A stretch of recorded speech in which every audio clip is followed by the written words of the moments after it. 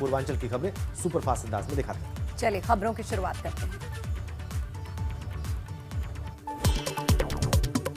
मुख्यमंत्री योगी आदित्यनाथ अपने गोरखपुर दौरे के दौरान गोरखनाथ मंदिर पहुंचे। यहां उन्होंने बाबा गोरखनाथ का पूजा अर्चन किया और ब्रह्मलीन महंत अवैधनाथ की समाधि पर मत्था टेका।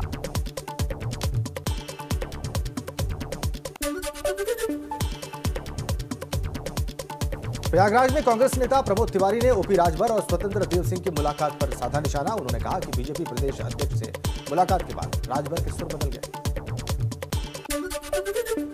प्रतापगढ़ में महिला आयोग की सदस्य सुमन सिंह ने लोक निर्माण विभाग के अतिथि गृह में महिलाओं की जन सुनवाई की। इस दौरान उन्होंने अधिकारियों को दिशा निर्देश भी दिए। सिद्धार्थनगर में राष्ट्रीय ग्रामीण आजीविका मिशन के तहत आयोजित मासिक बैठक में कोरोना प्रोटोकॉल की धज्जियां उड़ा दी गई। यहां पर कर्मचारियों ने सोशल डिस्टेंसिंग का पालन नहीं किया, न मास्क पहना। कौशाम्बी में जहरीला खाना खाने से एक ही परिवार के 5 लोगों की हालत बिगड़ गई। इसके बाद एक महिला समेत 2 बच्चों की मौत हो गई। वहीं 2 लोगों की हालत गंभीर है, जिनका इलाज अस्पताल में जारी है। कुशीनगर में अपनी 19 सूत्री मांगों को लेकर ग्राम प्रधानों ने प्रदर्शन किया। डीएम दफ्तर पर उन्होंने अपना विरोध जाहिर किया। उन्होंने प्रशासन को ज्ञापन भी सौंपा और मांगे पूरी नहीं होने पर आंदोलन की चेतावनी दी। महाराजगंज में पुलिस, एसएसबी और प्रशासन की संयुक्त टीम ने बड़ी कार्रवाई करते हुए नशीली दवाओं की एक बड़ी खेप बरामद की है। बरामद नशीली दवाओं की कुल कीमत लगभग 686 करोड़ है। अब पुलिस आगे की कार्रवाई कर रही है। आजमगढ़ में एक लेखपाल विवादित भूमि की स्थलीय जांच कर आख्या प्रस्तुत करने के एवज में 10,000 रुपए घूस की मांग कर रहा था। इस लेखपाल को गोरखपुर से आईएनटी करप्शन टीम ने रंगे हाथों पकड़ लिया। फतेहपुर में एसपी राजेश कुमार ने आबूनगर पुलिस चौकी के पास अचानक वाहन चेकिंग की। इस दौरान चेकिंग में सबसे ज्यादा चालान पुलिस कर्मियों का ही कट गया। लगातार चेकिंग का काम यहां पर जारी है। बलिया में उत्तर प्रदेश माध्यमिक शिक्षा सेवा चयन बोर्ड की टीजीटी परीक्षा पर इस बार एसटीएफ की नजर रहेगी। इस परीक्षा से जुड़े सभी कर्मचारियों और अधिकारियों के मोबाइल फोन सर्वेलांस पर होंगे। बस्ती में बाढ़ ने मुसीबतें लाकर रख दी हैं। इस साल सरयू नदी में समय से पहले आई बाढ़ ने सैकड़ों एकड़ परवल की फसल को बर्बाद कर दिया है। अब किसान बहुत ज्यादा परेशान हैं।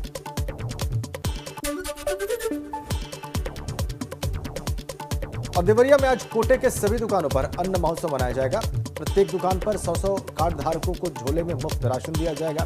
कोटे की सभी दुकानें फूलों से सजेंगी।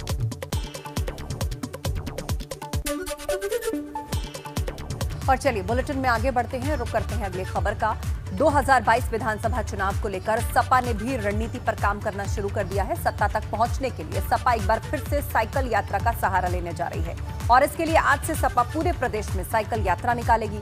इसका आगाज लखनऊ से सपा अध्यक्ष अखिलेश यादव खुद साइकिल चलाकर करेंगे। इसके साथ ही पार्टी के सांसद, विधायक, पूर्व मंत्री भी अलग अलग जिलों में साइकिल यात्रा की कमान संभालेंगे। साथ ही कल से सपा का प्रबुद्ध वर्ग सम्मेलन भी बलिया से शुरू होने जा रहा है। साइकिल यात्रा का रूट चार्ट क्या है वो बता देते हैं। मुख्यमंत्री चौराहा से लेकर 1090 चौराहा, अंबेडकर पार्क चौराहा, लोहिया चौराहा, गोमती नगर चौराहा और आखिर में जनेश्वर मिश्र पार्क जाएगी ये साइकिल यात्रा। और इसी के साथ ही ब्राह्मणों को लुभाने के लिए प्रबुद्ध सम्मेलन की भी शुरुआत समाजवादी पार्टी की तरफ से कर दी जाएगी। तो सपा का मिशन 22 में बाइसिकल, उसका एक तरीके से ऑफिशियल कैंपेन आप इसको मान लीजिए, वो लॉन्च करने जा रही है समाजवादी पार्टी। प्रेस कॉन्फ्रेंस भी करेंगे आज अखिलेश यादव, साइकिल चलाएंगे। लखनऊ से इसकी शुरुआत होगी। 75 जिलों में ये साइकिल यात्रा निकाली जाएगी। आज से साइकिल यात्रा की शुरुआत होने जा रही है। समाजवादी पुरोधा स्वर्गीय जनेश्वर जी, जिनको छोटे लोहिया के नाम से भी जानते हैं सब लोग, उनके जन्म दिवस पे महंगाई, बेरोजगारी, बेहताशा मूल्य वृद्धि, किसानों पे उत्पीड़न, अत्याचार, कानून व्यवस्था ध्वस्त होना, राजनीतिक लोगों को मुकदमों में दर्ज करना, पत्रकारों को जेल भेजना, आजम साहब के साथ द्वेष के तहत लगातार कानून का दुरुपयोग करना, इन सब विषयों को लेके जन जागरण करने के लिए साइकिल यात्रा निकलेगी। जो चुनावी राजनीतिक दल होते हैं, जब चुनाव आएगा तब जनता के बीच में, जब चुनाव बीत जाएगा तो जनता को छोड़ देंगे उसको उसी अवस्था में। तो ऐसी पार्टी है समाजवादी पार्टी। और शायद श्री अखिलेश यादव जी को ध्यान है कि नहीं, अपनी साइकिल या जो उनके और लोग साइकिल से निकलने वाले हैं, उनकी साइकिल में हवा बची है कि नहीं बची है दिखवा लें, क्योंकि 2014, 17, 19 में जनता ने उनके साइकिल की हवा निकाल दी। चलिए आगे बढ़ते हैं। हाल ही में भाजपा में शामिल हुए बीएसपी के पूर्व विधायक जितेंद्र सिंह बबलू के भाजपा में शामिल होते ही विवाद शुरू हो गया है। जहां एक और विरोधी दल के लोग जितेंद्र सिंह बबलू के भाजपा में शामिल होने पर सवाल उठा रहे हैं, तो पार्टी के अंदर से ही अब विरोध के स्वर फूट रहे हैं। सांसद रीता बहुगुणा जोशी ने साफ तौर पर कहा है कि वो इस फैसले से स्तब्ध हैं। बबलू ने तथ्य छुपाकर पार्टी के नेताओं को जरूर गुमराह किया होगा और वो पार्टी के राष्ट्रीय अध्यक्ष जेपी नड्डा और प्रदेश अध्यक्ष से मिलकर बबलू के निष्कासन की मांग करेंगी। वहीं विपक्षी दलों को भी बैठे बिठाए मुद्दा मिल गया है। आपको बताएं कि ये वही बबलू सिंह हैं जिन पर लखनऊ में तत्कालीन कांग्रेस प्रदेश अध्यक्ष, उस वक्त रीता बहुगुणा जोशी कांग्रेस की प्रदेश अध्यक्ष थी, उनके घर को जलाने का आरोप है। अब हाल में ही भाजपा के प्रदेश अध्यक्ष स्वतंत्र देव सिंह ने उन्हें पार्टी में शामिल कराया है। इस समाचार को देखकर मैं स्तब्ध हूँ, क्योंकि मुझे बहुत अच्छे से याद है कि जुलाई 2009 में जब मेरा घर जलाया गया था लखनऊ में, तो उस घर में को जलाने में अगुवाई करने वाले जितेंद्र सिंह बबलू थे। और जब जांच हुई तो उसमें आरोपी पाए गए और उनके ऊपर आरोप फ्रेम भी हो चुके हैं। मुझे पूर्ण विश्वास है कि उन्होंने पार्टी को हमारे गफलत में रखा, इन्होंने सच्चाई उनको नहीं बताई और इसलिए और पार्टी ज्वाइन कर ली। भारतीय जनता पार्टी के दरवाजे सबके लिए खुले रहते हैं और मुझे पूर्ण विश्वास है कि अध्यक्ष जी को ये जानकारी नहीं रही होगी कि इनका एक आपराधिक बैकग्राउंड है, खासतौर से मेरे घर जलाने में आरोपित हैं। इस संदर्भ में मैं प्रदेश अध्यक्ष जी से और राष्ट्रीय अध्यक्ष जी से बात करूंगी और अपील करूंगी उनसे कि वे उनकी सदस्यता को भंग करें, समाप्त करें। भारतीय जनता पार्टी उत्तर प्रदेश में एक नई गैंग तैयार कर रही है और उस गैंग का सक्रिय सदस्य होने के लिए आप पर कई आपराधिक मुकदमे होने चाहिए, आप हिस्ट्री सीटर होने चाहिए, किसी महिला नेता का आपने घर जलाया हो या किसी बेटी को छेड़ा हो या बलात्कार में शामिल रहे हो, ऐसी गैंग तैयार कर रही भारतीय जनता पार्टी अपनी नाकामी छिपाने के लिए, अपना मिशन पूरा करने के लिए। आज जितेंद्र सिंह बबलू जिस पर कई आपराधिक मुकदमे हैं और खुद भारतीय जनता पार्टी की सांसद हैं रीता बहुगुणा जोशी जी, उनका घर जलाने का आरोप है।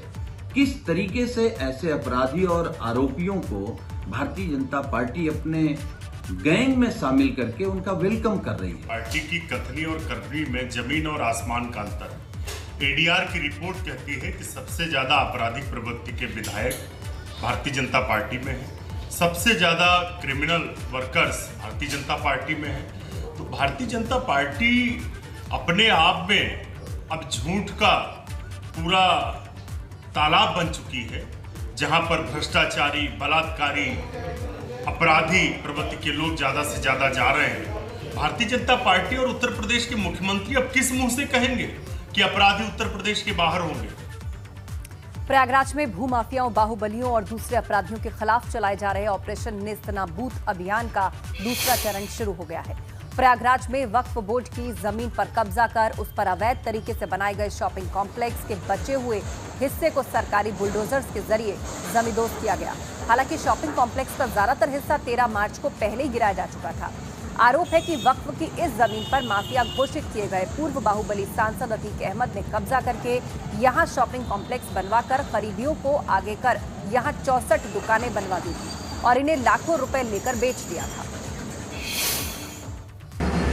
हाँ, लगभग 800 वर्गज में ये त्रिपोलिया में स्थित ये गुलाम हैदर इमामबाड़ा जो है, इसकी ज़मीन वक्फ की ज़मीन है। इसको कब्जा करके अवैध रूप से कमर्शियल कॉम्प्लेक्स बनाए जाने की तैयारी चल रही, बनाया जा रहा था और जो अधूरा था अभी इसके विरुद्ध कार्रवाई की गई थी, किंतु अभी इसको हटाया नहीं गया था। इनके द्वारा जो निर्माणकर्ता है उनके द्वारा हटाया नहीं गया था और अभी मुहर्रम का त्यौहार नज़दीक है, इसमें अधूरा इसको पहले भी गिराया गया है किंतु अधूरा था, उसको आज गिराया जा रहा है ताकि मुहर्रम का त्यौहार जो है आसानी से तो मना सके। वाराणसी में अवैध इमारतों की सीलिंग और ध्वस्तीकरण की वीडीए की कार्रवाई दिखावा साबित हो रही है। सीलिंग की कार्रवाई के बाद वाराणसी शहर में हो रहे निर्माण कार्य वीडीए की कार्यशैली पर सवाल खड़े कर रहे हैं। नियम कहता है कि अगर कानून के हिसाब से निर्माण नहीं होगा तो वीडीए का डंडा चलना तय है। अभियान चलता तो है, लेकिन कुछ दिनों के बाद ही तस्वीर बदल जाती है। सील हुए मकान में फिर से काम शुरू होता है और सब कुछ होने के बावजूद कोई सुनवाई नहीं होती। लिहाजा जनता गुस्से में है। लोगों ने अगर बात जुलाई की करें तो विगत माह में करीब 130 डिमोलिशन ऑर्डर पारित किए हैं। ऐसे जो चिन्हित मकान थे जिनको कि उन्होंने पूरी तरह से अवैध थे, नहीं दे पाए अपने कागजात, उनको ऑर्डर पास किए। 40 हमने ये भी है कि एक तरफ हम लोग कार्रवाई करते हैं, दूसरी तरफ ये भी है कि जो कोई अगर पूर्व से बने हुए हैं मैप तो उनको अपने नियम कानून के दायरे में भी लाते हैं। तो ऐसे हमने 40 मैप पास किए। चलिए आगे बढ़ते हैं, आपको अवध क्षेत्र की खबरें सुपरफास्ट अंदाज में दिखाते हैं। फटाफट खबरों की शुरुआत करते हैं। लखनऊ में मुख्तार अंसारी की पत्नी के नाम पर लखनऊ के मेट्रो टावर में मौजूद फ्लैट को कुर्क कर दिया गया। पुलिस ने डुग्गी पीटकर माइक से अनाउंस किया, उसके बाद कुर्की की कार्रवाई। बहराइच में 17 जून को हुई दलित प्रधान की हत्या के मामले को पुलिस अब नार्को टेस्ट का सहारा लेकर सुलझाएगी। पुलिस का कहना है कि दोनों पक्षों का अब नार्को टेस्ट कराया जाए। उन्नाव में मनचले की पिटाई का लाइव वीडियो सोशल मीडिया पर वायरल है। मनचला जिला अस्पताल आई महिला पर फप्तियां कस रहा था, इसके बाद महिला ने उसकी पिटाई कर दी। हरदोई में युवक का तमंचा लहराते हुए वीडियो वायरल हो गया है। यहां पर वीडियो वायरल होने के बाद पुलिस महकमे में हड़कंप मचा है। पुलिस युवक की तलाश में जुटी है। हरपालपुर कोतवाली के मिगौली गांव का ये सारा मामला है। कानपुर देहात में अज्ञात महिला का शव मिलने से सनसनी। महिला का शव जैसे ही लोगों ने देखा वैसे ही पुलिस को उसकी सूचना दी। इस पर पहुंची पुलिस अब महिला की शिनाख्त करने में जुटी है। सुल्तानपुर में पुलिस ने 2 शातिर लुटेरों को गिरफ्तार किया है। इन लुटेरों ने कुछ दिनों पहले लूट की एक घटना को अंजाम दिया था और उसके बाद से ही पुलिस इनकी तलाश कर रही है। अमेठी में विजिलेंस टीम ने बड़ी कार्रवाई की और उसको अंजाम दिया। टीम ने 5000 की घूस लेते जिला लेखा परीक्षा के अधिकारी को गिरफ्तार कर लिया और अब उससे पूछताछ की जा रही है। सीतापुर में आबकारी विभाग और पुलिस की टीम ने छापा मारा। इस छापेमारी के दौरान मौके से 105 लीटर अवैध कच्ची शराब बरामद की गई और 8 लोगों को भी गिरफ्तार किया गया। अब इन 8 लोगों पर आगे की कार्रवाई जारी है। लखीमपुर खीरी की तहसील पलिया में भारी संख्या में किसानों ने ट्रैक्टर रैली निकालकर अपने गन्ना मूल्य के भुगतान की बात कही। इस दौरान मौके पर पुलिस भी दिखी। किसानों ने यहां नारेबाजी भी की। बाराबंकी में डीएम ने संयुक्त अस्पताल में बन रहे ऑक्सीजन प्लांट का औचक निरीक्षण किया। इस दौरान ऑक्सीजन प्लांट निर्माण में दिखाई जा रही सुस्ती को लेकर उन्होंने नाराजगी जाहिर की। औरैया में यमुना के बढ़ते जलस्तर को लेकर प्रशासन अलर्ट पर है। वहीं जलस्तर के और बढ़ने की संभावना जताई जा रही है। यहां यमुना नदी खतरे के निशान से ऊपर चली गई है। कानपुर के जीएसवीएम मेडिकल कॉलेज में तैनात एक महिला डॉक्टर को खराब वेंटिलेटर के खिलाफ आवाज उठाना भारी पड़ गया। खराब वेंटिलेटर को हटाने के लिए लिखा गया पत्र वायरल होने के बाद उन्हें सस्पेंड तक कर दिया गया है। यूपी और उत्तराखंड में आज किस तरह की हलचल रहने वाली, सबसे पहले बात यूपी की कर लेते हैं। आज सीएम योगी अयोध्या के दौरे पर हैं। अन्न महोत्सव का यहां पर आयोजन हो रहा है। 1 करोड़ लोगों को राशन दिया जाएगा। प्रधानमंत्री मोदी भी वर्चुअली इस कार्यक्रम से जुड़ेंगे। प्रधानमंत्री लाभार्थियों से इस दौरान संवाद भी करेंगे। इसके अलावा अयोध्या में राम मंदिर भूमि पूजन का आज 1 साल पूरा हो गया है। सीएम योगी विशेष आयोजन में शामिल होंगे। सीएम श्री रामलला की भव्य आरती करेंगे। मंदिर निर्माण के कामों का जायजा लेंगे। हनुमानगढ़ी भी जाएंगे आज सीएम योगी। इसके अलावा अखिलेश यादव आज साइकिल यात्रा की शुरुआत कर रहे हैं। लखनऊ में पार्टी दफ्तर पर पहले वो प्रेस कॉन्फ्रेंस करेंगे और उसके बाद पार्टी दफ्तर से जनेश्वर मिश्र पार्क तक साइकिल चलाएंगे। पूरे प्रदेश में सपा कार्यकर्ता साइकिल यात्रा निकालेंगे, जिसमें महंगाई, कानून व्यवस्था समेत कई मुद्दों को लेकर इस यात्रा को आगे बढ़ाया जाएगा। बलिया में आज सपा का प्रबुद्ध वर्ग सम्मेलन भी है। जनेश्वर मिश्र के पैतृक गांव से इसकी शुरुआत होगी। चुनाव से पहले सपा के ब्राह्मण वोट बैंक पर नजर है। आज नेताओं को जनेश्वर मिश्रा के आंगन की मिट्टी सौंपी जाएगी। आंगन की मिट्टी नेता लेकर आएंगे पार्टी के राष्ट्रीय कार्यालय। इसके अलावा बहुजन समाज पार्टी का जो प्रबुद्ध सम्मेलन चल रहा है वो भी जारी है। आज लखीमपुर में ये सम्मेलन होने जा रहा है। सीतापुर में भी आज प्रबुद्ध सम्मेलन है। बसपा के ब्राह्मण वोटों को साधने की इसके माध्यम से कोशिश है। और आइए आपको बताते हैं कि उत्तराखंड में आज क्या विशेष है। कांग्रेस के मंथन शिविर का आज आखिरी दिन है। शिविर में आज कोर कमेटी की बैठक होगी। विधानसभा चुनाव के मास्टर प्लान पर भी चर्चा होगी। बैठक में प्रदेश प्रभारी देवेंद्र यादव भी शामिल होंगे। प्रदेश अध्यक्ष गणेश गोदियाल समेत कई और नेता भी इस शिविर में शामिल होंगे। इसके अलावा उत्तराखंड में आज भी बारिश का अलर्ट है। गढ़वाल के अधिकतर इलाकों के लिए अलर्ट है। भारी बारिश की आशंका है। कुमाऊं के भी कुछ जिलों में भारी बारिश हो सकती है। मौसम विभाग की ओर से अलर्ट जारी किया गया है।